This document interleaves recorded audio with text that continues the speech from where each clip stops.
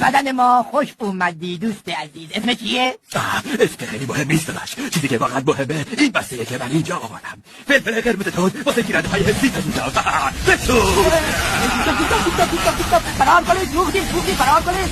من اینجا یه وضعیت اضطراری دارم. آتش سوزی در دهان. تکرار میکنم آتش سوزی در دهان. وای خدای من. از مغز ببینی صدامو داری؟ مخاط داری الان نه ولی اگه بخوای میتونم تولید کنم. باشه هر چی مخاطبتی داری و بیار. باید همین الان این آتیشو خاموشش کنی. اطاعت میشه ناخدا. چشما میخوام مثل یه بچه گریه کنید. چشم قربان، آخرین باری که گریه کردی روز پرداخت حقوق ماه قبل بود. آره مقدار اشپوره. قطعه های عرق صورت وقتش دیوونه بازی در بیاری. باید جوری عرق بریزید انگار آخرین روز زندگیتونه. دمای بدن داره بالاتر میره. بله قربان، چشم قربان. داریم روش کار میکنیم. من نمیتونم کاری کنم، یه چیزی جلوی راهمو گرفته.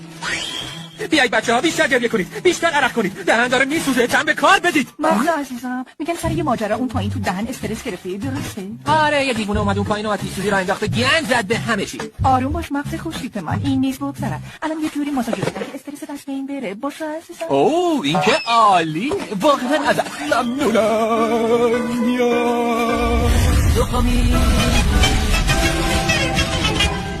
شاخی گلگله بشنگم در همون لحظه ها یک جهان باید قبلش بهش چند ساعت بعد تا بالاخره رسیدیم به تایر.